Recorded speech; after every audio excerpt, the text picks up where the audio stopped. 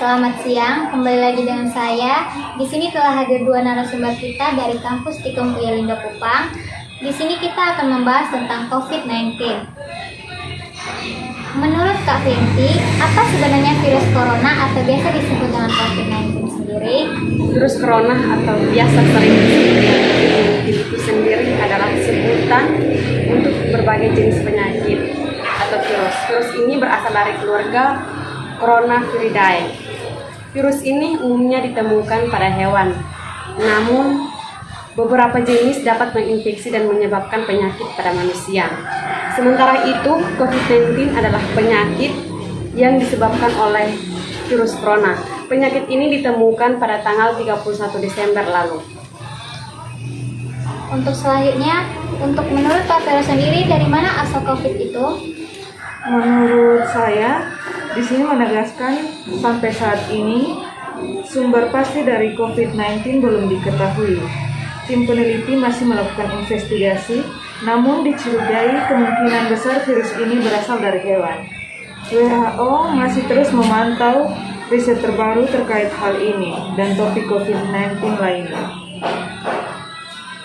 Selanjutnya, menurut Kak Fenty sendiri, bagaimana cara penularan COVID-19? WHO menjelaskan bahwa sebagian besar virus corona bisa menginfeksi lewat droplet atau cipratan liur yang keluar dari mulut orang atau hewan yang sakit. Seseorang bisa terinfeksi virus corona bila berpapar langsung, misalnya menghirup droplet, atau bisa memegang permukaan yang tercemar lalu tidak disadari menyentuh wajah. Baiklah teman-teman, setelah ini kita akan menyaksikan bagaimana penerapan protokol kesehatan yang benar dan yang baik.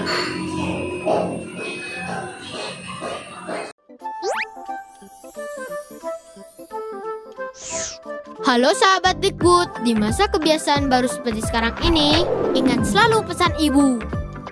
Keluar rumah kalau penting saja ya nak, ingat untuk selalu 3M.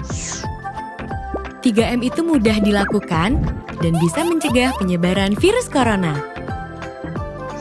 Menggunakan masker, mencuci tangan dengan sabun dan air mengalir, menjaga jarak.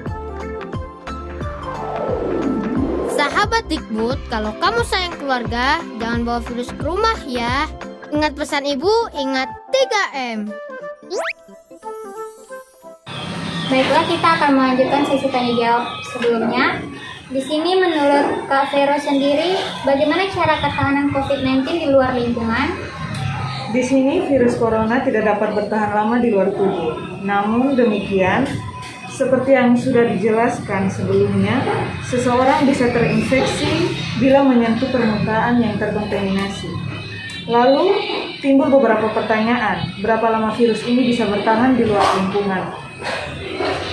WHO sudah menunjukkan bahwa COVID-19 ini dapat bertahan selama 72 jam di luar lingkungan. Oleh karena itu disarankan agar membersihkan permukaan yang sering disentuh dengan desinfektan. Baiklah, menurut Kak Fenty sendiri, apa saja gejala dari COVID-19?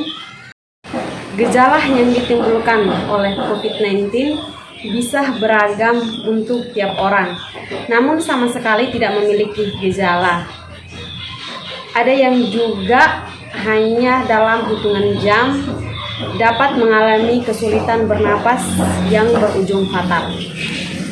Pusat Pengendalian dan Pencegahan Penyakit Amerika Serikat atau CDC menyebut beberapa gejala ini bisa dialami oleh pasien yang terinfeksi COVID-19.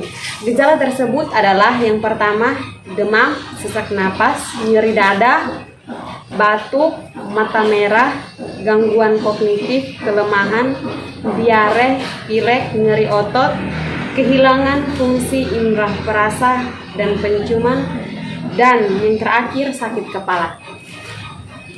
Baiklah, untuk Kak Vero sendiri, menurut Kak Vero, obat dan vaksin apa yang cocok untuk COVID-19?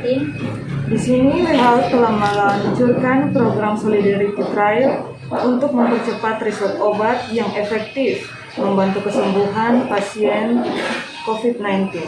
Namun, ada beberapa nama obat seperti remdesivir, dexamethasone, Avigan beberapa kali disebut dapat bermanfaat, meski dengan resiko dan efek samping masing-masing. Sementara untuk vaksin, sudah lebih dari 100 kandidat vaksin COVID-19 yang telah diteliti. Kandidat dari perusahaan bioteknologi modern sempat disebut mulai masuk dalam tahap uji klinis akhir. WHO berharap pada akhir tahun 2020, vaksin COVID-19 sudah bisa diproduksi. Baiklah, untuk cara cegahnya sendiri menurut Kak Vinti melalui dengan cara Karena obat dan vaksin yang efektif belum benar-benar ditemukan, maka mencegah dengan cara yang dinilai paling baik adalah menghadapi wabah COVID-19. WHO merekomendasikan agar orang-orang saling menjaga jarak minimal 1, sampai 2 meter.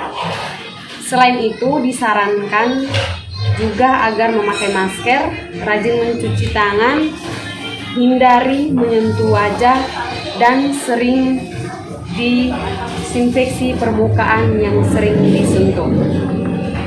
Baiklah, kita ucapkan terima kasih kepada dua narasumber yang telah menyempatkan hadir dalam sesi wawancara ini.